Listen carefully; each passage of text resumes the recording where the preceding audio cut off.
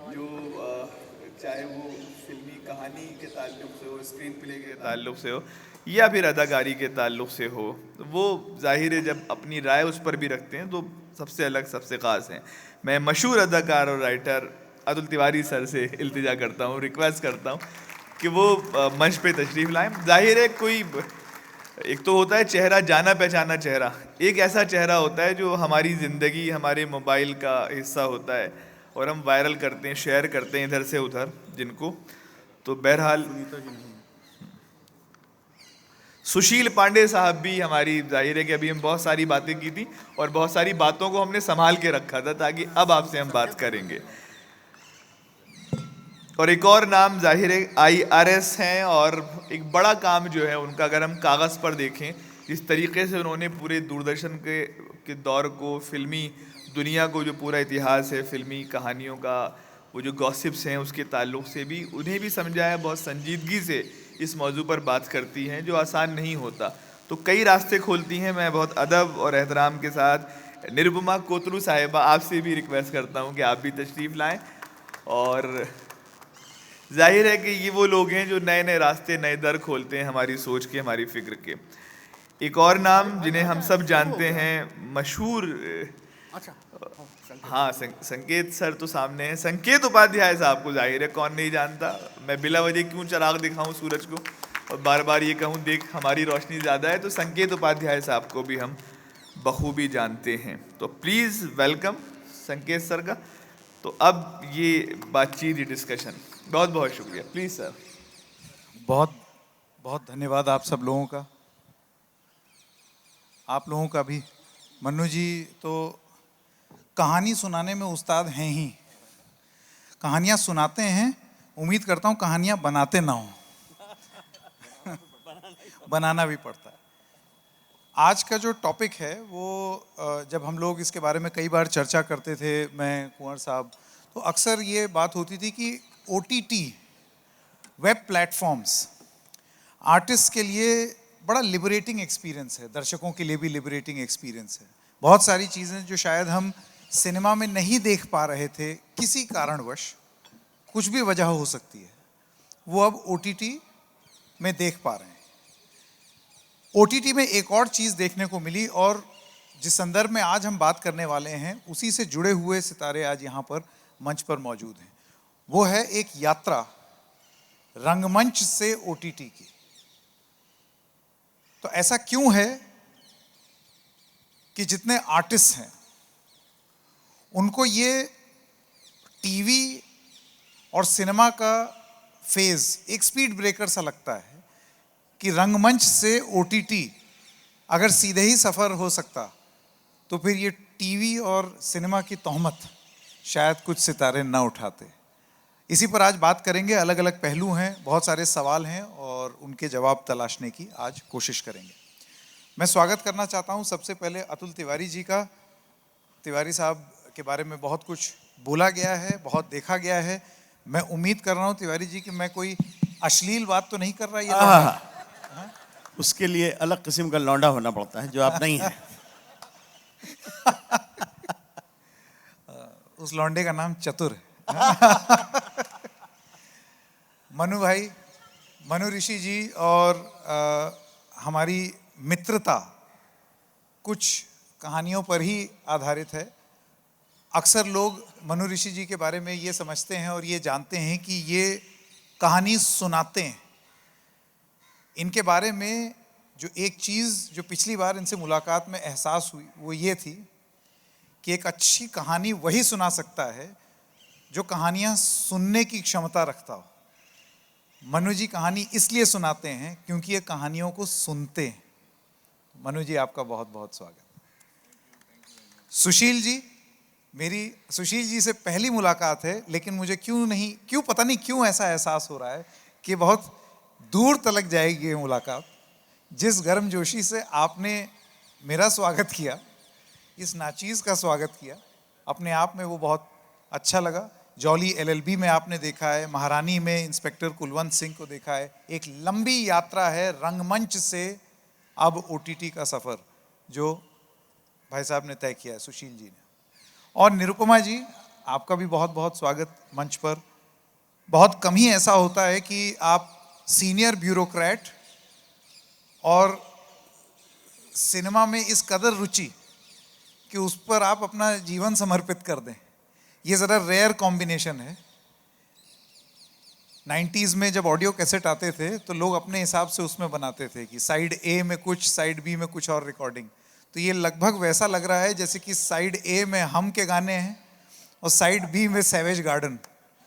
लेकिन बहुत बहुत स्वागत आप सब लोगों का। मैं अतुल जी पहले आपसे शुरू करता हूँ। जी सर। आपको लगता है कि ओटीटी सितारों के लिए और ख़ास तौर से रंगमंच के जो सितारे थे उनके लिए एक लिबरेटिंग एक्सपीरियंस है? बिल्कुल एक लिबरेटिंग एक्सपीरियंस है। और पहली बात तो ये है कि जब अक्सर लोग ऐसा कभी कभी आश्चर्य सा दिखाते हैं कि रंगमंच वाले अब यहाँ पहुँच गए वहाँ पहुँच गए, तो ये कोई इसमें मुझे बिल्कुल आश्चर्य नहीं होता, बल्कि आश्चर्य मुझे इस प्रश्न पे होता है कि कैसे हो गया। क्योंकि रंगमंच वाले जो ज़बान जब नहीं थी इंसान के पास, जब भाषाएं नहीं थी और सिर्फ हम इशारों से बात करते थे, तब भी रंगमंच था। बहुत सी कहानियां रंगमंच से सुनाई जाती थी। जब 4 लोग शिकार को जाते थे और एक नहीं आता था, 3 ही लौट के आते थे, तो जब उसकी बीवी पूछती थी तो वो उनको नाटक करके ही समझाना पड़ता था। तो रंगमंच तो तब भी था और रंगमंच अब भी है। और जब सिनेमा जैसा एक माध्यम आया तो उसको कहाँ से टैलेंट मिला था। दादा साहब फाल्के ने अगर पहली पिक्चर बनाई थी तो राजा हरिश्चंद्र के लिए उनको एक नाटक से ही कंटेंट मिला था, जिसमें बहुत परिवर्तन करना पड़ा। क्योंकि नाटक बेसिकली डायलॉग डिपेंडेंट होता है और सिनेमा डायलॉग डिपेंडेंट नहीं था। तो उन्होंने बहुत परिवर्तन किए, लेकिन लिया उन्होंने वहीं से था, एक नाटक से लिया था। और बाद में जब सिनेमा ने बोलना भी शुरू किया, और पहले सिनेमा में बोलने वालों में से एक नाम था पृथ्वीराज कपूर साहब का, तो वो भी कहाँ से आए थे? रंगमंच करके ही आए थे। तो रंगमंच के अगर हम सबसे बड़े लेखकों की बात करें, जिसने तमाम फिल्मों का आधार दिया, इंक्लूडिंग यहूदी की लड़की, मैं बात कर रहा हूँ आगा हशर काश्मीरी साहब की। तो आगा हशर काश्मीरी साहब ने जो पारसी नाटक के सबसे बड़े लेखकों में से एक थे, तो उन्होंने ही तो शुरुआत की। पहले साइलेंट फिल्में लिखी और बाद में डायलॉग फिल्में लिखी। तो ये ट्रांसफरेंस हमेशा चलता रहा है। इसलिए वहाँ से जब आगे सिनेमा से आगे बढ़ के हम ओटीटी तक पहुँचे, टेलीविज़न पे पहुँचे, फिर ओटीटी में पहुँचे, तो इस टैलेंट का वहाँ आना और उसको बहुत हद तक रूल करना, ये तो लाजमी था। कहाँ पे मज़ेदार चीज़ होती है कि अभी हमको चाहे नाटक देखने के लिए हमको जाना पड़ता था, टिकट लेके लाइन लगाना पड़ता था। फिल्म के लिए हमको, चाहे वो हम बायोस्कोप देखने जाते थे, चाहे चलचित्र देखने जाते थे, चाहे जाना पड़ता था। टेलीविज़न उसको हमारे घर में लेके आना शुरू किया और ओटीटी तो हमको बिल्कुल ही अपने पॉकेट के अंदर ले आया। जब हमको कंबाइंड टीवी पे भी नहीं देखना, मैं अपने बिस्तर पे मुझे देखना है वो देखना है, आपको जो देखना है वो देखना है, हमारी बेटी को जो देखना है और अम्मा को जो देखना है, सब अपना अपना देख रहे हैं। तो ये कंटेंट हम तक आ गया है और इसकी वजह से वॉल्यूम भी इतना बड़ा है कि हम सब कलाकारों को बहुत अच्छा काम, अलग तरह का काम मिलने लगा है। दूसरी बात एक और ये है, जैसा आपने कहा, जिस तरफ शायद आपका इशारा था, अगर मैंने सही समझा, कि ओटीटी की वजह से, क्योंकि ओटीटी पे अभी तक रेगुलेशन नहीं है, तो बहुत सी ऐसी चीज़ें भी आ सकी हैं जो कि भारत के सिनेमा में आना असंभव था। क्योंकि भारत ही एक ऐसा अभागा देश है, नहीं हमारे जैसे और भी अभागे देश हैं। सऊदी अरेबिया में अभी 2 हिंदुस्तानी फिल्में बैन कर दी गई, जो लेटेस्ट हमारी फिल्में आई हैं, चाहे वो क्या नाम है सर, अनु भाई, वो अभी जो लेटेस्ट फिल्म आई हमारी, ये पुलिस वाली, पुलिस यूनिवर्स की जो सिंघम आई, और उसके बाद में स्त्री जो आई, वो भूल लोलैया जो आई, वो दोनों बैन कर दी गई। तो वो भी ऐसा वाहिद देश है जो फिल्में बैन करता है और जहाँ सेंसरशिप बड़ी कड़ी है। तो भारत में सेंसरशिप का उद्भव बहुत जल्दी हो जाता है। क्यों? क्योंकि यहाँ पे भक्त विदुर नाम की एक फिल्म बनती है, जिसमें दिखाया तो भक्त विदुर है जो महात्मा गांधी है, और सेंसरशिप शुरू हो जाती है। और अब फिर बहुत सुगबुगाहट है इस शहर में, दिल्ली में खास करके, कि ओटीटी को रेगुलेट करने की ज़रूरत है। तो ओटीटी के रेगुलेशन के लिए जो बहुत सुगबुगाहट उठ रही है, 2-3 साल से आप देख रहे हैं, पहले लेख लिखे जाते हैं, फिर किताबें लिखी जाती हैं, दिल्ली में ही लिखी जाती हैं, इसलिए मैं उन लोगों के नाम नहीं लूँगा शायद यहाँ पे। लेकिन फिर अब आजकल और फिर से ये सुबह उठ रही कि OTT को कितना रेगुलेट करना ज़रूरी है, तो ये अनफॉर्चुनेट होगा। देश और दुनिया में, ख़ास करके दुनिया में, एक एज का सर्टिफिकेट दिया जाता है कि इस उम्र के लोगों को फिल्म देखनी चाहिए। उसको रेगुलेट कर देना चाहिए, उसमें से 3 सीन निकाल देना चाहिए, उसमें से 6 सेकंड काट देना चाहिए, उसमें किस की लंबाई कम कर देनी चाहिए। ये सब कहीं का सेंसर नहीं करता है, वो हमारा सेंसर करता आया है। क्यों करता आया? क्योंकि अंग्रेज़ों के ज़माने का नियम चल रहा है, और OTT पर जिस दिन वो आएगा वो बड़ा अनफॉर्चुनेट दिन होगा। बिल्कुल। अतुल जी ने अभी, मनु भाई, एक बात ये बोली कि फिल्म बैन हो गई, फिर 2-1 फिल्मों का उन्होंने नाम गिनाया। इस पर मेरे मन में एक बात ये आई कि भाई बैन कुछ भी नहीं होना चाहिए। जनता को ये जानने का हक होना चाहिए कि अगर कोई फिल्म घटिया है तो जनता रिजेक्ट करे, जनता बताए कि वो फिल्म अच्छी है या नहीं है। और एक फिल्मकार के लिए अगर वो अच्छी फिल्म नहीं बनाता तो वो सबसे बड़ा धब्बा, ये बैन नहीं होता, सबसे बड़ा धब्बा होता है कि जब जनता ही रिजेक्ट कर दे। तो वो हक जनता के पास होना चाहिए, सरकारों के पास नहीं। अब मैं आपसे मनु जी ये जानना चाहता हूं कि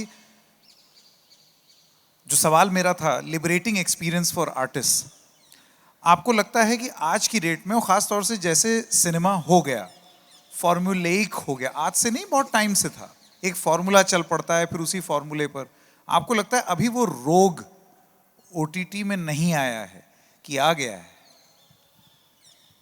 अभी नहीं आया है। अच्छी चीज़ ये है कि नहीं आया। और जब आर्ट फॉर्म बहुत इंसिक्योर्ड हो जाती है और सिर्फ कमर्शियल सोचने लगती है, तो अक्सर फार्मूला बेस्ड चीज़ें करनी पड़ती हैं। उनकी मजबूरी है, पैसा उस तरीके से लगता है। OTT में अभी तक इसलिए भी नहीं आया क्योंकि OTT अभी भी डिस्कवर कर रहा है, यू नो। एक नशा ज़रूर हो गया है OTT, जो मुझे लगता है कि वो भी ठीक नहीं है।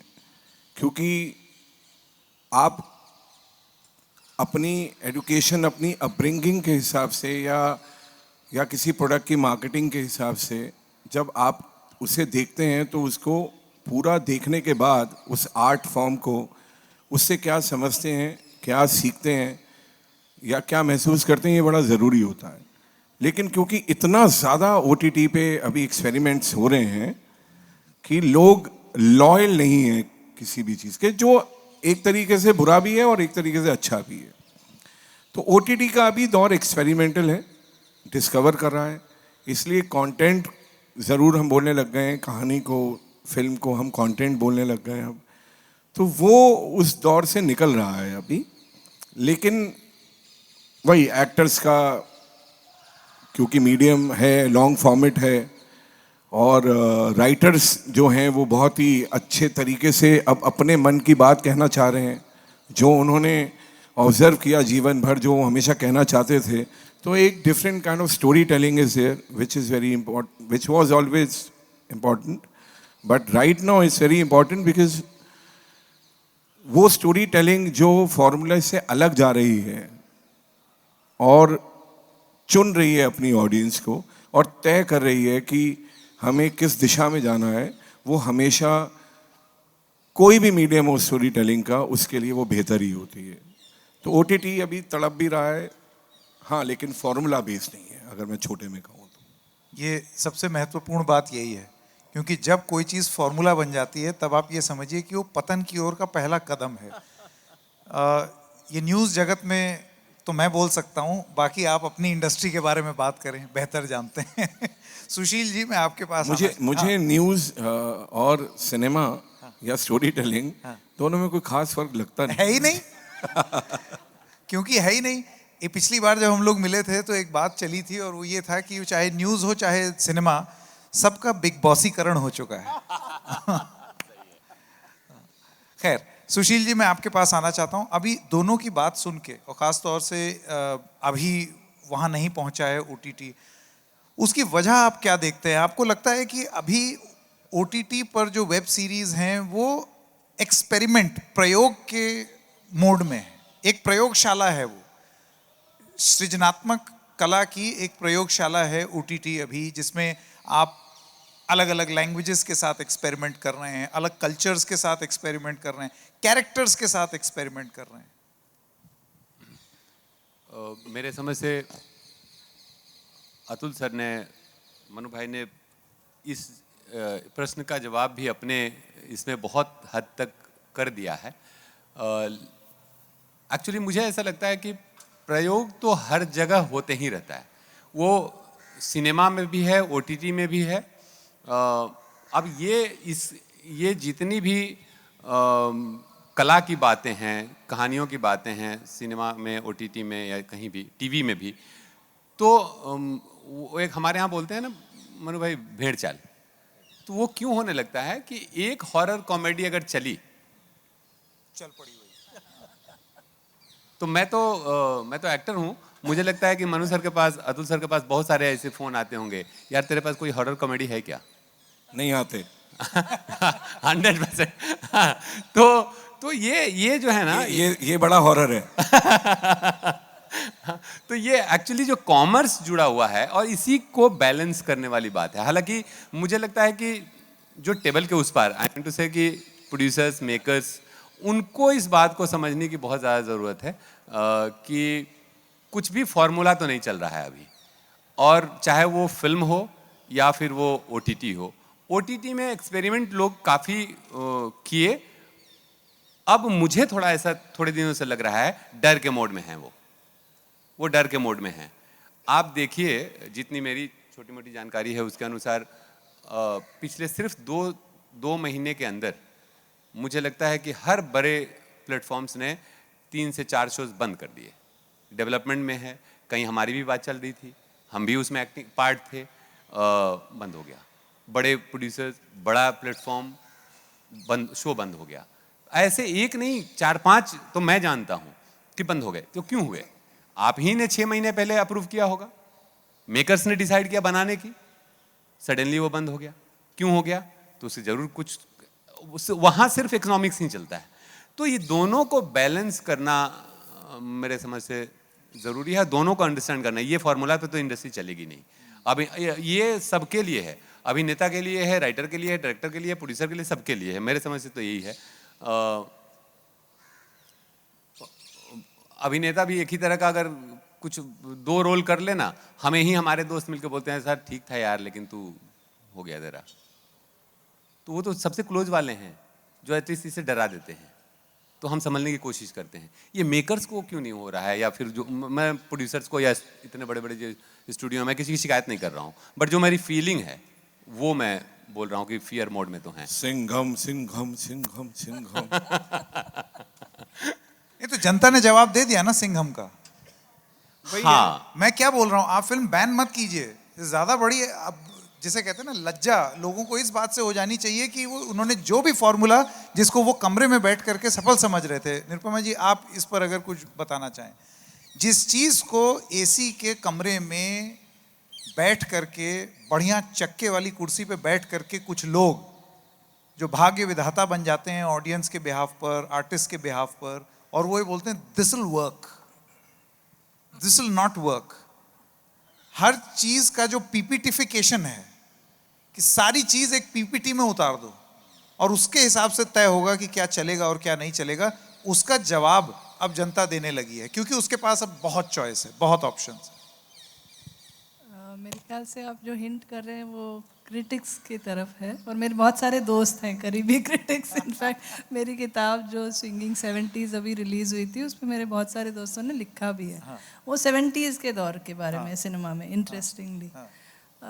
बट थोड़ा सा इसका आई थिंक हिस्ट्री समझना चाहिए, और जश्न यादव बड़ा अच्छा है इसके लिए प्लेटफॉर्म। और देखिए इतना अच्छा समा है और हम कितनी अच्छी जगह बैठे हैं कि हम ये सब गहराई से सोच सकते हैं, बातें कर सकते हैं खुल के।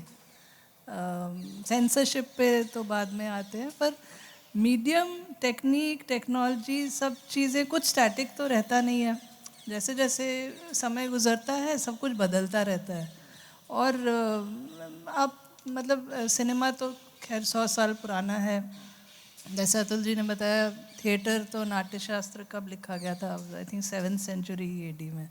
तो थिएटर तो एक मीडियम ऐसा है। और क्योंकि आपने अभी सुशील जी कमर्शियल की बात की, उस पर भी मैं आना चाहूँगी। एकमात्र मीडियम है जो फ़कीरी से जुड़ा है, वो थिएटर है। थिएटर में आप पैसे की तो सोच नहीं सकते कमाने की।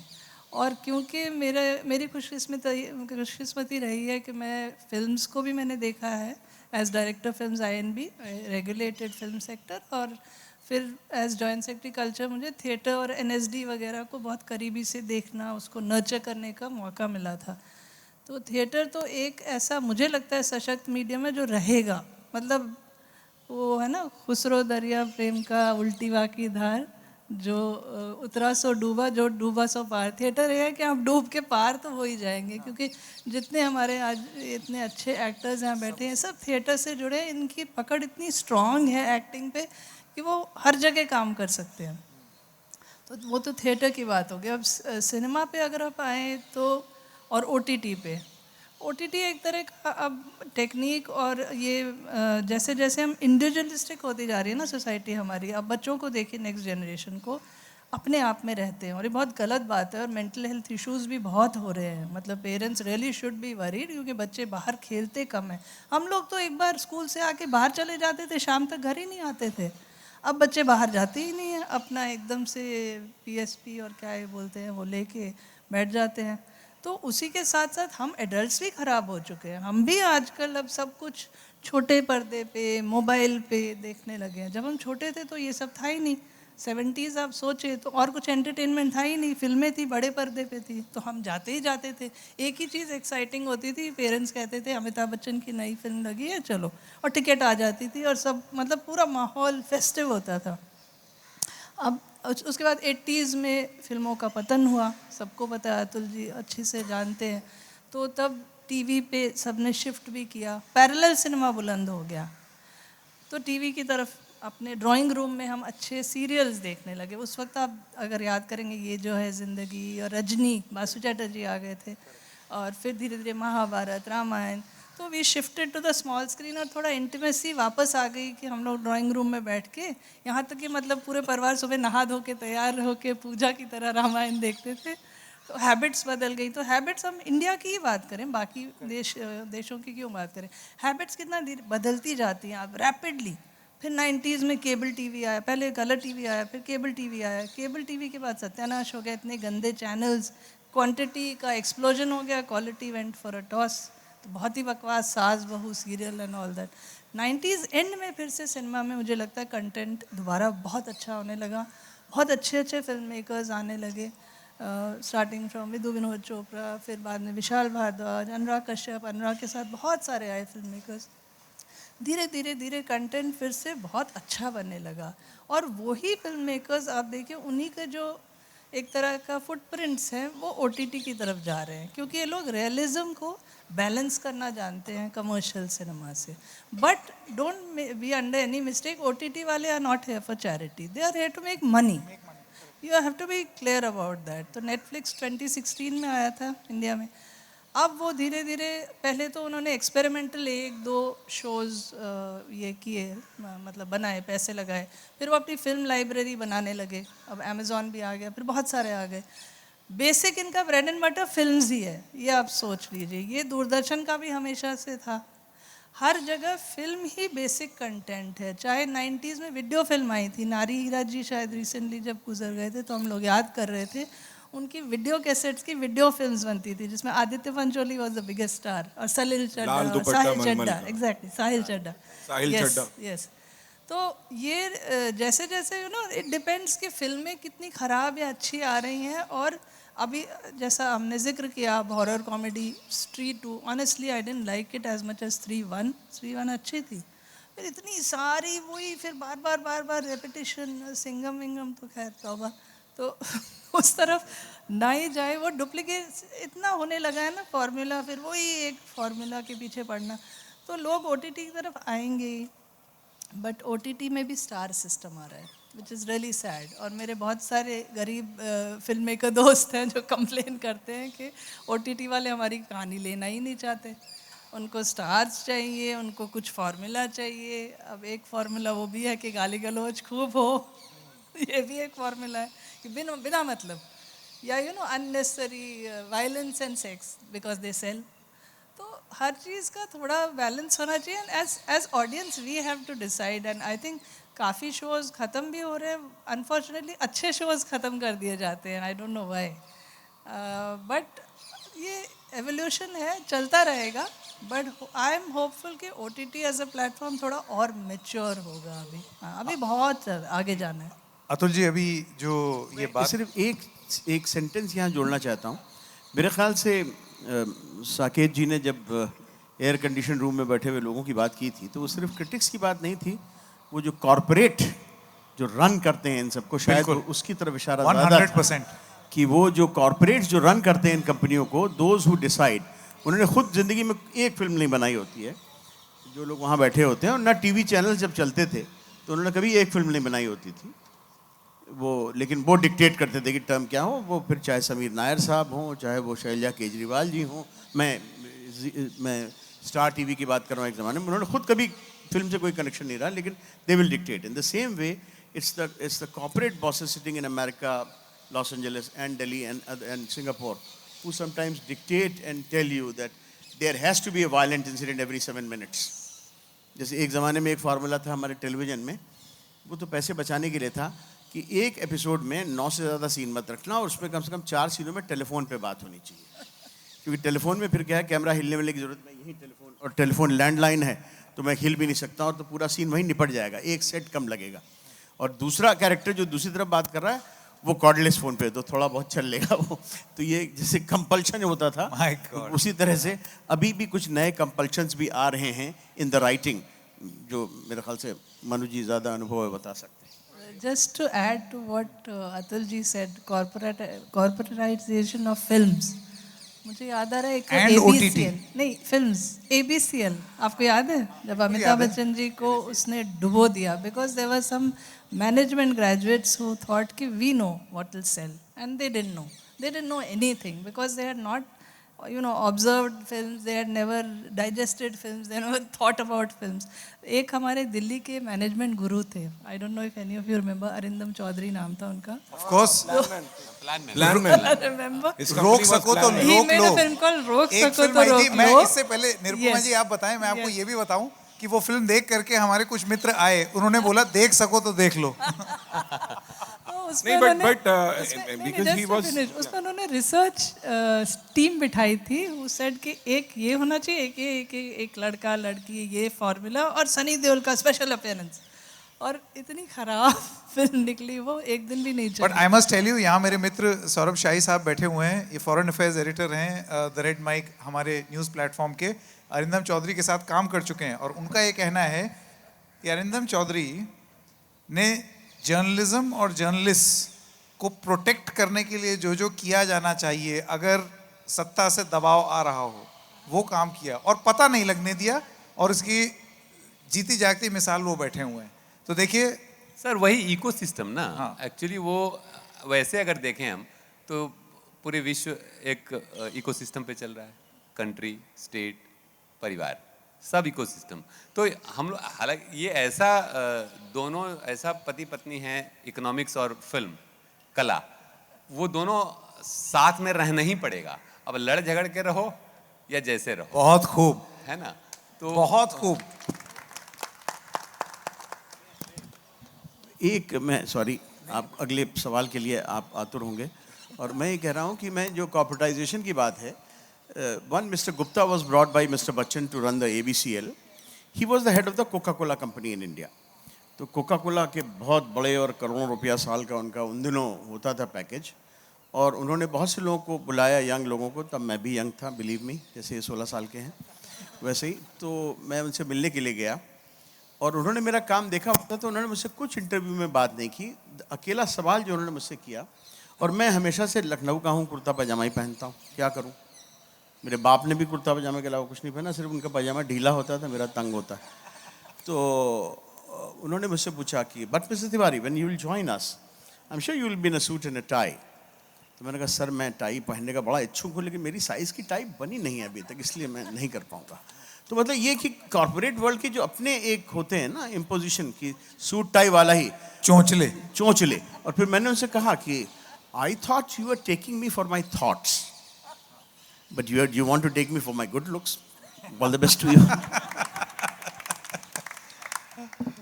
नहीं, speaking of good looks, Atul ji और मनु जी दोनों से, खैर सभी से, वरना पांडे जी कहेंगे कि ये तो कैसा भेदभाव कर दिया। पर अतुल जी, मैं अपनी माँ की नज़र में बहुत सुंदर था, अपनी बीवी की नज़र में बहुत सुंदर हूँ। बस खत्म। हमारी नजरों में भी। हाँ, बस। अच्छा, थैंक यू सर। अब जो सवाल मैं ये पूछना चाहता हूँ, ये पूरी बात देख करके ऐसे लगता है कि भाई अच्छा काम अगर करना है तो फिर इस लालच में नहीं आना पड़ेगा कि पैसा। तो क्या अतुल जी, मोहब्बत हमेशा गुर्बत में ही होगी? फिर अच्छा काम हमेशा फटीचरी में ही रहेगा? मतलब आप उम्मीद ना करें कि आप में कोई पैसा लगाए अगर आप अच्छा काम करना चाहते हैं। नहीं, ये देखिए, ये संघर्ष थोड़ा बहुत चलेगा, क्योंकि अच्छा काम हमेशा जिसको हम जो अच्छा बन जाता है बाद में, वो कुछ नया होता है, लीक से हट के होता है। ये हमारी अवधि की कहावत है, आई एम श्योर आप लोग समझेंगे। मैं अगर पहले उसको अवधि में बता दूं, बाकी जो नहीं समझेंगे उनको, कि लीक माने रेखा, लीक लीक कायर चले और लीके चले कपूत, लीक छोड़ तीनों चले शायर सिंह सपूत। तो अच्छे शायर को लीक जो तोड़ेगा, तुलसी को क्यों हम लोग आज याद करते हैं? तुलसी ने लीक तोड़ी कि भगवान की कथा लोगों की भाषा में कही जा सकती है, जिसमें कुछ उर्दू वर्ड्स भी आएंगे, जिसमें गरीब नवाज भी आएगा और फलाना भी आएगा। मैं सारी उर्दू के भी लिस्ट में नहीं जाऊंगा तुलसी के, जबकि पंडितों ने उनको तो बनारस से बाहर ही कर दिया था, बेचारे वहाँ रहते थे बिल्कुल एज पे, वो भी इसलिए कि पंडित मारने आए तो हम एज पार कर जाएं और काशी क्षेत्र से चले जाएं 80 के तीर पे जहाँ रहते थे। तो हमेशा जो नया करेगा वही करेगा, और नए को जो है थोड़ा इस्टेब्लिश होने में समय लगेगा, थोड़ा बहुत सेक्रीफाइस करना पड़ेगा। तुलसी ने इसलिए नहीं लिखी थी ना कि गीता प्रेस खोलूंगा और बहुत छपाऊंगा और सबसे ज़्यादा छपने वाली किताब बना दूंगा उसको। तो उन्होंने तो एक लीक तोड़ी थी और जनता से जुड़े थे वो। तो ये जो भी ये करेगा उसको उसकी कीमत चुकानी पड़ेगी। लेकिन मैं सिर्फ एक नाम यहाँ लूँगा, राजकुमार हिरानी साहब का। उसने लीक तोड़ी, और लीक तोड़ी इसीलिए पहली पिक्चर हिंदुस्तान में जो 500 करोड़ कमाती है वो 3 इडियट्स, जिसके डायलॉग से हम लोगों ने शुरू किया।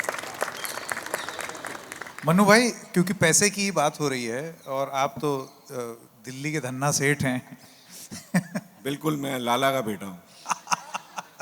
तो मैं आपसे ये जानना चाहता हूँ कि क्या मैं लाला का बेटा हूँ और मैंने 17 साल कुछ भी नहीं कमाया था, ये भी सच है। तो फेल्ड बेटा था। खैर,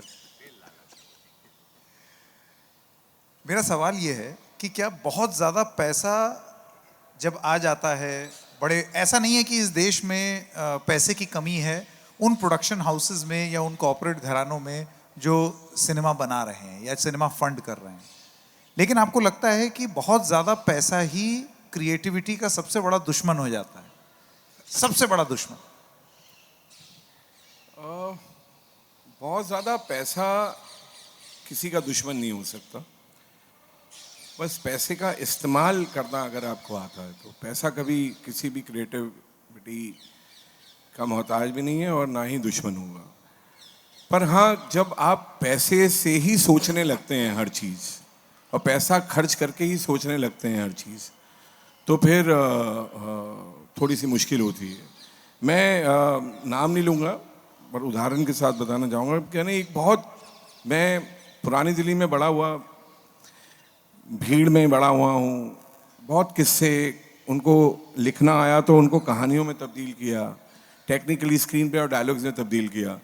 तो कई फिल्म्स जो होती हैं वो छोटी होती है, जैसे आंखों देखी एक फिल्म थी जिसका हम हिस्सा रहे, रजत कपूर ने डायरेक्ट की थी।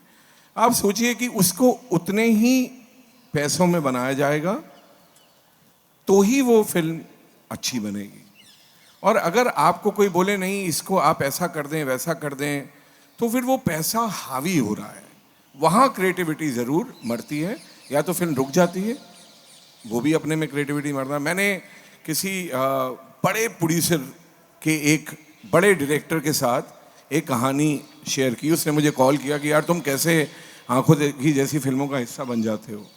तो मैंने उसको एक बहुत प्यारी अपनी तरफ से प्यारी छोटी सी एक कहानी सुनाई और कहा कि ये इस मोहल्ले तक में ख़त्म हो जाएगी, लेकिन कुछ बड़ा कह के जाएगी। उसका वो मानना था कि ये बड़ा कह रही है, लेकिन क्योंकि वो आदत से मजबूर था, उसे पैसा खर्च करने की आदत थी हर फिल्म में, तो उसने मुझे सबसे पहले ये बोला कि यार मनु, अगर इसको पुरानी दिल्ली से जर्मनी में ले जाएं तो फिर वो पैसों से ही सोच रहा था, और बहुत मुश्किल से, क्योंकि मेरा दोस्त भी है, भाई भी है, मुझे कम से कम 15 दिन काम करने के बाद हाथ जोड़ने पड़े कि ये वो फिल्म नहीं है। तो पैसा खराब तो कर देता है अगर बिना सोचे समझे उसको इस्तेमाल किया जाए। कहीं पे भी क्रिएटिविटी क्या किसी भी लेवल की ग्रोथ हो उसको खत्म कर सकता है। बिल्कुल, क्योंकि आप कोशिश ये करते हैं कि पैसा पैसे को खींचे, मकसद ही वो हो जाता है। मैं निरुपमा जी, अभी सुशील भाई आपके पास आऊँगा, एक सवाल आपके लिए खास बचा के रखा है। निरुपमा जी देखिए, अभी जो ये बात हो रही थी, अब आपको लगता है ये रोग ओटीटी में भी लग रहा है? कैसे, मैं बताऊं, पैसे वाली बात। कॉर्पोरेट घराने में बैठ करके किसी ने वो लिख दिया कि okay we commission 9 episodes for this idea. अब कमीशन तो 9 एपिसोड हो गए, हो सकता है कि वो कहानी 4 एपिसोड में ही बहुत अच्छे से बन जाती, लेकिन अब क्योंकि कमीशन 9 एपिसोड हो गए हैं तो खींच डालो उसको, मतलब च्युइंगम की तरह एपिसोड चले जा रहे हैं 50-50 मिनट के 9 एपिसोड देखते रहिए आप। क्यों? क्योंकि पैसा लगा है इसमें और खर्च करना है हमें, और यही पतन शुरू होता है चीज़ों का।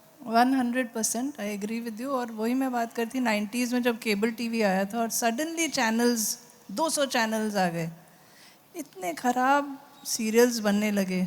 दूरदर्शन वाले सीरियल्स की क्वालिटी आप सोचिए, और फिर सोचिए ये सास बहू और नागिन और पता नहीं क्या क्या, वो खिंचे ही जाते थे, सीज़न पे सीज़न चले ही जा रहे हैं। पता नहीं, आई थिंक ये सास बहू वाले 8-8 साल चले हैं सीरियल्स, खत्म ही नहीं हो रहे हैं। नहीं, बट मैम वहाँ तो चले अच्छे सीरियल्स तो अब जैसे कोरोनेशन स्ट्रीट और भी बहुत प्रोग्राम है, ये तो कितने सालों साल चलते हैं। नहीं, वो तो क्वालिटी की अलग बात हो रही है ना, पर हम ये कह रहे हैं ओटीटी भी, जैसा मैंने आपको बताया, नेटफ्लिक्स हो, अमेज़ॉन हो, हर कोई यहाँ पे they want to make money, and वहाँ अनफॉर्चुनेटली जैसा अतुल जी बोल रहे थे ना, सूट बूट और टाई वाले लोग ही डिक्टेट कर रहे हैं। And unfortunately many of them don't have the sensibility to understand कि गुड क्वालिटी क्या होती है।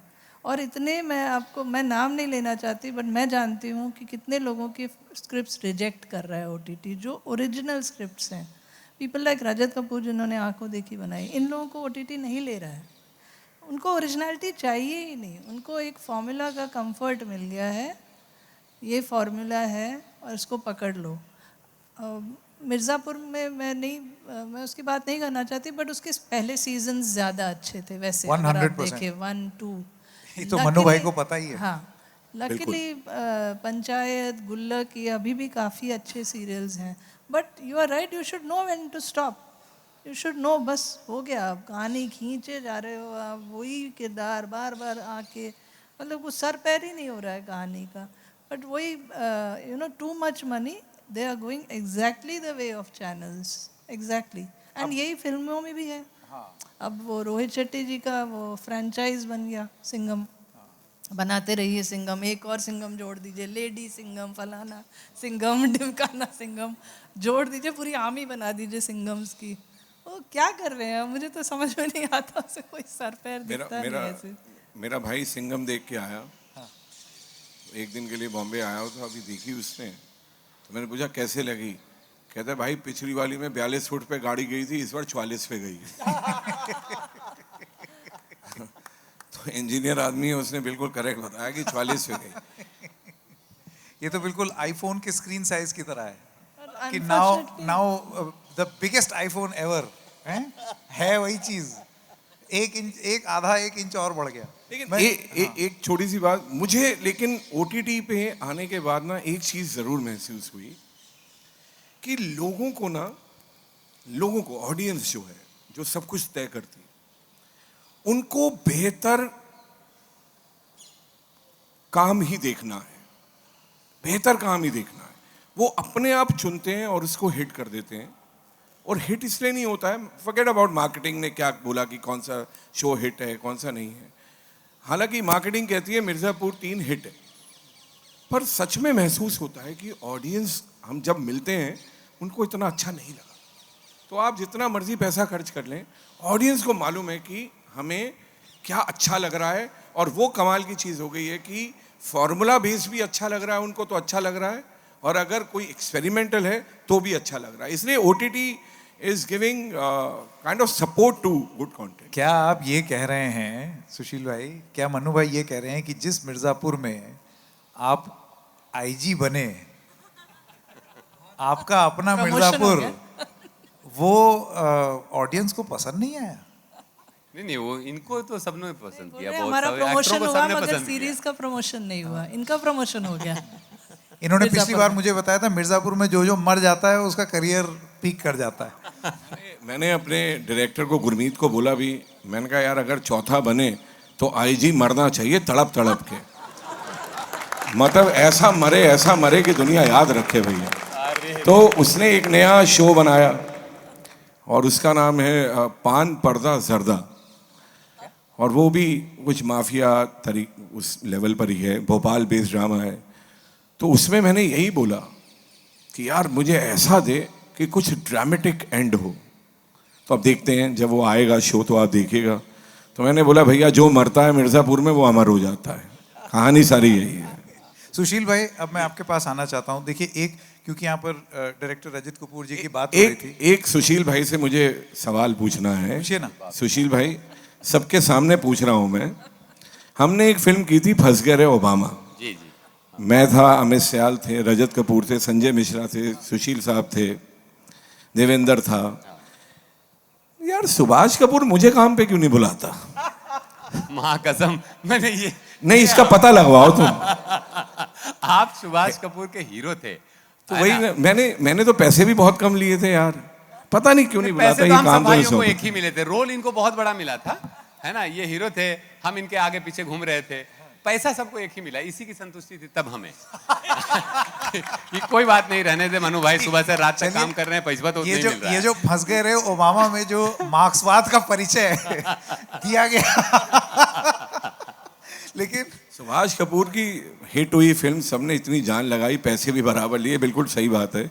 रोल से लेंथ से किसी का कोई लेना देना नहीं है, सबको 31,000 मिले थे, बात खत्म। 31,000 और प्लास्टिक के डब्बों में सबको खाना, बस। एक ऐसे होटल में हम लोग रुके थे, हाँ। संकेत भाई, भोर में शूटिंग कर रहे थे ना, तो सबके नाम दरवाजे के ऊपर विथ लव टू, तब नाम था I think, with love to Obama उस फिल्म के नाम, बाद में चेंज हुआ, with love to Manu Rishi Chadha, with love to Amit Sial, Sushil Pande, है ना। तो विथ लव टू में जब अंदर गए हम लोग, सुबह उठ रहे हैं, रात को सोए, सुबह 7 बजे 6 बजे उठ के जाना है, तो सर से लेके घर तक पूरे कंबल के वो बाल होते हैं ना, वो पूरे लगे हुए हैं सबको, और ठंड का दिन। पर वो बहुत बड़ा उदाहरण है वो फिल्म में। बहुत अभी मजेदार। आपके सवालों के बीच में ये मतलब जवाब है कि इतने कम पैसों में फिल्म बनी थी और इतने दिल से फिल्म बनी थी। क्या चाह रही है आर्ट फॉर्म? पैसा नहीं चाह रही है, इन्वॉल्वमेंट चाह रही है, इंटेंशन। और आपकी इंटेंशन क्या है वो चाह रही है। और लेकिन मेरी प्रोड्यूसर से एक शिकायत थी सुशील भाई, क्या होता है कि जब आप इंडस्ट्री से पैसा कमाते हैं तो आपको इंडस्ट्री में लगाना चाहिए, ये नहीं कि कंस्ट्रक्शन के बिजनेस पे जाके लगा दें पैसा, तो थोड़ा नुकसान हो जाता है। हालांकि बहुत अच्छी फिल्म थी वो, लोगों को बहुत पसंद आई थी फिल्म। कई बार मैं सुना कि उसकी पार्ट 2 होने वाली है, पार्ट 2 होने वाली है, पता नहीं कब होगा, बट कई बार ऐसे मुझे सुनने में आया कि पार्ट 2 होने वाली भाई है। बन गई है वो। हाँ, बन गई। अच्छा, ओके। सुशील जी, अब मैं आपसे एक सवाल ये पूछना चाहता हूँ। देखिए, एक चीज़ जो हमने अभी उसके बारे में चर्चा भी कर रहे थे, OTT ने एक और आज़ादी दी है। जहाँ सिनेमा 2.5 घंटे का है, वहाँ OTT वेब सीरीज़ आप चाहे तो 9 घंटे का बना लीजिए, 6 घंटे का बना लीजिए, आधे घंटे के 10 एपिसोड बना लीजिए, 1 घंटे के 10 एपिसोड बना लीजिए। तो आप अपनी कहानी और फैला करके अच्छे से इन अ वेरी क्रिएटिव वे उसको प्रस्तुत कर सकते हैं। अब ये आपको क्या लगता है, ये नेसेसरली एक अच्छी चीज़ है या बुरी चीज़ है, या इसका भी फॉर्मूला बनता जा रहा है? संकेत भाई, जो अभी हम लोग बात कर रहे थे ना, एक तो पहले उसके पहले एक चीज़ और बोलना चाहता हूँ मैं। जो अभी हम लोग बात कर रहे हैं ना, बहुत बार कोट टाई वाले और हम लोग, तो हम ऐसे मान लेते हैं कि उनको कुछ नहीं आता, सब हमें आता है, या वो मान लेते हैं कि इनको कुछ नहीं आता, हमें सब आता है। ऐसा नहीं है, वो उनकी भी अपनी मजबूरी है, इसके बाद उस पर आऊँगा मैं। उनकी अपनी मजबूरी है। वो जो जैसे मनु भाई ने बोला कि एक आंखों देखी एक कहानी है, वो एक तरह की कहानी लिखी हुई है और एक तरह के पैसे में एक तरह की दुनिया में बननी चाहिए, है ना। अब हो क्या रहा है कि आंखों देखी चलेगी कि नहीं चलेगी, इसका रिस्क कौन लेगा, वो उधर टाई वाला डिसाइड कर रहा है ना। तो वो सुबह 9 बजे बेचारा आया, मेरी बात हुई है मनु भाई, मेरी 1-2 लोगों से ऐसे बात हुई जो स्टूडियो में हैं, वो सुबह 9 बजे आकर के और शाम को 6 बजे तक नौकरी बचाते हैं। वो खुद ही बोला कि अगर मैं फलां को दूंगा शो, फलां को दूंगा, फ्लॉप हो हिट हो, मेरे दामन पे उतना नहीं आएगा। तुमको दे दूंगा तो मैं जवाब किसको दूंगा? तो वो भी अपना बेचारा वो इकोसिस्टम में फंसा हुआ है, इधर वाले अपने में फंसे हुए हैं। तो वो वाला उस पर अब वो चर्चा जो है ना, वो दिन रात वाली, वो दिन और रात का मिलना वाली बात है ना। और वो रहेंगे, वो जाएंगे कहाँ? वो यहीं रहेंगे, ऐसे ही हम बातें भी करते रहेंगे। अभी जो आपने बोला कि 6 घंटा 5 घंटा 4 घंटा, मेरा ऐसा मानना है कि आप कहानी को तब तक रखिए जब तक आपकी कहानी सही में उसमें कहानी है, इंगेज कर रही है। चाहे उसमें 2 कैरेक्टर की कहानी हो, 5 कैरेक्टर की कहानी हो, 8 कैरेक्टर, वो कैरेक्टर ठूसा हुआ नहीं होना चाहिए कि हाँ जी एक्शन सीक्वेंस रखना है, 1-2 एक्शन सीक्वेंस रखना है, रख लो एक एक्टर, वो आएगा, गोलियां चलाएगा, मारेगा, धाए धाए धाए, चला गया, सीन बन गए, है ना। अभी तुरंत की बात है, बहुत बड़ी पिक्चर है, मैं नाम नहीं लूंगा, नहीं आप मत बताइए। तो मुझे बुलाया गया, ये कहा गया सर कि अरे इतनी बड़ी पिक्चर है, आप इतना पैसा मांग रहे हैं। और मैं बोला कि नहीं, पैसे की तो बात ही नहीं है, रोल नहीं समझ में आ रहा है मुझे। कितना मांग रहा है? नहीं अभी बोल रहे। तो उनका कहना ये था कि अरे आप मना कर रहे हैं, मतलब उनको ऐसा लगा कि तुम हो कौन भाई, यू नो। तो ये इकोनॉमिक्स वाला जो बार बार जो चक्कर आता है ना, वो क्यों? वो उस कैरेक्टर का कोई वैल्यू नहीं है मेरे नज़र में, उस कैरेक्टर का उस फिल्म में हटा दो। मैंने खाली पूछ लिया इतना ही कि सर एक बात बताइए, जब वो प्रेशर बनाने लगे कि ये नहीं है फिल्म में, तो क्या फर्क पड़ेगा कहानी पे? नहीं ऐसा नहीं है, हर कैरेक्टर इंपॉर्टेंट होता है फिल्म के लिए। बस वही हम लोग बात कर रहे हैं कि कहानी वो 5 घंटे की बने, 6 एपिसोड में बने, जब तक कहानी है और वो एंगेज कर रहा है, आपको रोक रहा है, ऑडियंस को रोक रहा है, देखने में की उत्सुकता बढ़ा रहा है, तब तक की बनाइए। अदरवाइज वो फार्मूला बनाते रहिए 10 एपिसोड। अब इधर भी बेचारे उनकी परेशानी होती है कि पर एपिसोड का रेट है, 10 एपिसोड बनेगा तो पैसा थोड़ा ज़्यादा आ जाएगा, वो कंट्रोल कर पाएंगे। 5 एपिसोड में खत्म होगा तो वो बेचारे ब्रेक इवन तक भी पहुंचे ना पहुंचे। तो वो बड़ा डाइसी मामला है। मेरे समय से कहानी उतनी ही बननी चाहिए जितने तक होल्ड करे। अरे हमें तो बड़े बड़े फॉर्मेट में, लॉन्ग फॉर्मेट में भी साला कैमियो ही मिल रहा है। हाँ देखिए ना, तो आप तो और सर अब तो फिर से जो अभी मैडम ने बोला ना कि वहाँ भी स्टारडम और बड़े बड़े एक्टर का नाम सब आने ही लगा। वो सब हम लोग भी दरिया में घुस गए जब नया OTT आया। अब दरिया में हमें भी जाने में उधर से ही इशारा आता है, भाई वहीं रुको तुम, अभी बात सोचिए सुशील जी जो कह रहे हैं, अभी अतुल जी के पास भी मैं आऊंगा, लेकिन जो इंसान जो बैठ करके तय कर रहा है कि आप अगली बार अपना ऐप खोल करके क्या देखेंगे, अगर वो आदमी अपनी नौकरी बचा रहा है तो वो वेब सीरीज में कौन सा एक्टर क्या काम करेगा, वो वेब सीरीज की साख कैसे बचाएगा? सिर्फ नौकरी बचाएगा। अतुल जी मैं आपसे ये जानना चाहता हूँ, देखिए ये महारानी में आप गवर्नर बने थे जी, और जब आप गवर्नर बने थे तो आपने एक आपका शॉट मुझे बहुत अच्छे से याद है जिसमें आपका कोई डायलॉग आपने नहीं बोला, बस आपने यूं कैमरे की ओर देख करके, और मेरे ख्याल से 2 या 2.5 सेकंड का शॉट है जिसमें आप सिर्फ आंख बंद करके और आंख खोल रहे हैं, बस ये शॉट है। और ये शॉट जब आप फोन में देखते हैं और ये शॉट जब आप एक 50 इंच के टीवी में देखते हैं, उसका इम्पैक्ट ही अलग हो जाता है। यहाँ पर आता है मेरा सवाल, आपको लगता है कि सारे आर्ट फॉर्म्स और उसके mediums will coexist in this world? Because हर चीज़ का रेलेवेंस अलग है। मुगले आजम को अगर आप 6 इंच के फ़ोन के स्क्रीन में देखेंगे तो क्या ही पता चलेगा आपको। कुछ चीज़ें बनी होती हैं एक बड़े पर्दे के लिए, they are meant to be larger than life. तो आपको लगता है कि वो एक अहमियत हर मीडियम की और हर आर्ट फॉर्म की रहेगी? यू आर एब्सोल्युटली राइट कि एक बड़ा मजाक चलता है Van Gogh, the famous painter के बारे में, कि वो अपने कुछ दोस्तों के साथ बैठे हुए थे और मजाक उनका ये चल रहा था कि हर पेंटिंग के लिए गैलरी में ख़ास दीवार होनी चाहिए क्योंकि उसी कलर पे, उसी टेक्सचर पे वो पेंटिंग खिलेगी। तो फिर किसी ने मजाक में कहा कि वो फिर हर आर्ट गैलरी के लिए भी एक अलग तरह का शहर होना चाहिए क्योंकि वहीं वो खिलेगा। तो इसका तो कोई अंत नहीं है, लेकिन बिल्कुल सही बात है कि एक सर्टन पेंटिंग का साइज़ जो होता है, उसी तरह से यहाँ पे इन विजुअल्स का साइज़ अगर मुगले आज़म आप देखेंगे तो उसका मज़ा क्या आएगा। लेकिन आज मजबूरी है कि हम क्रिकेट भी आजकल इस पर देख रहे हैं। इसमें सबसे बड़ी जो मुझे पॉजिटिव चीज़ संकेत भाई जो नज़र आती है साकेत जी, वो ये है कि बिकॉज ऑफ OTT वो हमने एक्टरों को क्या हो गया, हमें फ्रीडम मिल गई, ये सब ठीक है। असली फ्रीडम जो मिली है, मेरे पास बम्बई में एक बाई है, एक ड्राइवर है, एक आध और आते जाते वाले नौकर हैं। वो ड्राइवर को बहुत कम फिल्में देखने का मौका मिलता था, जो संडे को हफ्ते की एक छुट्टी मिलती है, अगर चाहे तो फिल्म देखा है, नहीं तो अपने कपड़े धोए, कुछ रिश्तेदारों से मिलाए जा करके। मेरी बाई को तो वो भी छुट्टी नहीं मिलती थी कभी कि वो फिल्म देखने जाए। हालांकि मैं जब भी फिल्म देखने जाता हूँ तो अपने ड्राइवर के लिए भी एक टिकट खरीदता हूँ, बजाय इसके कि 3 घंटे वो बाहर बैठा रहे, क्यों ना वो अंदर बैठे। अगर कोई साथ में नहीं हुआ तो मैं बगल की सीट उसके लिए खरीदता हूँ, और अगर कुछ साथ में 3-4 दोस्त हैं तो उनको बुरा ना लगे तो अगली रो पे उसके लिए टिकट खरीदता हूँ, मैं खरीदता हूँ। लेकिन वो जितनी बार मैं फिल्म में देखूंगा उतनी बार वो देख सकता है, उससे ज़्यादा तो देख नहीं सकता। Democratization of the content, good और bad, that is a big plus of OTT। कि आज मेरी बाई भी उतना ही सिनेमा देख लेती है। अगर मैं यहाँ आया हूँ, हम दिल्ली आया हूँ, तो आराम से 3-4 फिल्में आज उसने निपटा दी होगी। और मेरा ड्राइवर तो जहाँ भी जिस ऑफिस के नीचे बैठते हैं वो टुकड़े टुकड़े में फिल्म कंप्लीट कर लेता है। उन तक इन कहानियों का पहुँचना, वो भले छोटे पे देखे बड़े पे देखे, लेकिन कहीं तो पहुँच रही है।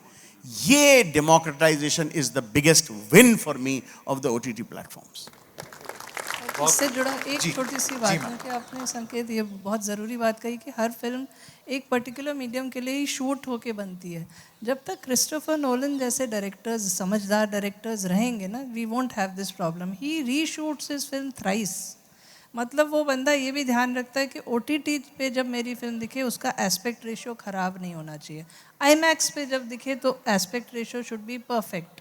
ही रीशूट्स एवरी फिल्म, मतलब इतना ज़्यादा ध्यान देना। एंड ही इज अ यहाँ वो बिग कोट टाई वाला करने देगा। And he shoots all his films still on celluloid. Yes, celluloid. He's a And big not on supporter the of celluloid, not digital digital mediums. क्योंकि वो बोलता है He's the celluloid only is one the जो true celluloid medium. के लिए Correct. Specially बनाती है, उसके लिए कोडैक, बिल्कुल बिल्कुल। उसके लिए फिल्म बनाती, क्योंकि वही एक मात्र सर आदमी लेकिन वो बचा है। क्रिस्टोफर नोलैन है ना, हाँ। यहाँ पर अभी अगर जैसे सुशील भाई बता रहे थे, अभी कोई अगर बोले कि मैं अलग अलग फिल्म बनाना चाहता हूँ अलग अलग रील पे, तो लोग बोलेंगे अपने घर में अपने मन में बना लो। नहीं, वही ऐसा टाई वाला नहीं है। आदमी बोलेगा। नहीं, ऐसा नहीं। You have to be passionate. Ramesh Sippy ji ने जब शोले बनाई ना, खुद जाके सारे स्क्रीन स्ट्रेच करवाए उन्होंने, क्योंकि वो लंबी वो एस्पेक्ट आपको याद है ना शोले का, इतनी लंबी बनी थी वो। और क्योंकि कॉमर्स का भी आप जिक्र कर रहे थे, just one last thing I want to say, आपने पृथ्वीराज कपूर जी का जिक्र किया था। He was one of the pioneers IPTA के। एक एक पैसा उन्होंने जो फिल्मों से कमाया थिएटर में लगाया। जब तक पृथ्वी थिएटर चल सका उन्होंने चलाया। शशि कपूर जी ने भी यही किया, हर एक पैसा अपना पृथ्वी थिएटर में लगाया। आज की डेट में there are still film makers like Aamir Khan. Doesn't matter if his last film was didn't do well, he believes in supporting cinema. उसने पीपली लाइव प्रोड्यूस की, उसने धोबी घाट प्रोड्यूस की, लापता लेडीज़ प्रोड्यूस की। जब तक ऐसे फिल्म मेकर्स हैं, he puts all his money back into film making, जैसा मनोज जी ने कहा। ये बहुत ज़रूरी चीज़ है। ये बिल्कुल वही सही। OTT वालों को भी मतलब ये पैशन चाहिए वहाँ पे कि लोगों को अकल हो कि कमाओ पैसा, कौन बुरी बात नहीं है पैसा कमाना, मगर अच्छी चीज़ तो बनाओ। और संकेत भाई, मेरा मानना है कि लोग ना देखते देखते सीखेंगे। जैसे ड्राइवर की बात है, या वो ऑडियंस जिनको फिल्म देखने का मौका नहीं मिलता था, वो फ़ोन पे कंटेंट देखने लग गए। क्वालिटी टेक्निकली कैसा पहुंच रहा है वो बात अलग है। जब वो देखने लगेंगे, अचानक उनको लगेगा कि फ़ोन में मज़ा नहीं आ रहा है, तो वो अपने आप बड़ा टीवी लाएंगे। वो नीड जो है ना वो अपने आप करवाएगी, तो लोग ग्रो करेंगे। उनकी ग्रोथ भी बड़ी इम्पोर्टेंट है। आपने बहुत क्रिएटिवली कुछ बनाया, लेकिन वो आपकी टारगेट ऑडियंस के भी 10% तक पहुंचा, तो कोई फ़ायदा नहीं। लोगों को देखने दो, उनको आदत डालो, नशा डालो, और फिर उसके बाद वो तय करेंगे खुद की मुझे कितना बड़ा टीवी खरीदना है, किस तरीके का टीवी खरीदना है, और क्या साइज़ होना चाहिए। नहीं यार, ये मैं फ़ोन पे नहीं देखूंगा। लेकिन फिर भी एक दिन ऐसा आएगा, मुझे ये लगता है कि लोग कहते हैं ना कि मंदिर में हम जूते पहन के नहीं जाते, ऐसे वो कंटेंट फ़ोन पे नहीं देखेंगे। वो कम से कम एक वैल्यू देंगे कुछ इंचेस को।